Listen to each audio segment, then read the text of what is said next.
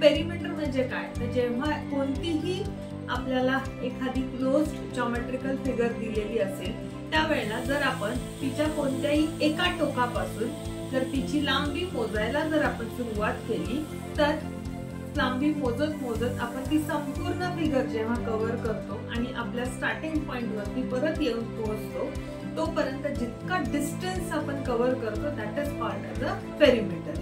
म्हणजे सपोज आता हा एक क्यूब माझ्या हातामध्ये आहे.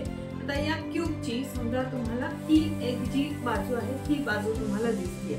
आता हा 3D आहे म्हणून हा क्यूब आहे, ठीक आहे. पण सपोज तुम्हाला जर ह्याचा समोर एवढाच पोर्शन जर दिसत असेल की ज्याला आपण स्क्वेअर म्हणतो, तर या स्क्वेअरला इथपासून सुरुवात करून जेव्हा आपण या चारही बाजूंची लेंथ कॅल्क्युलेट करतो त्याला आपण काय म्हणतो, पेरिमीटर म्हणतो.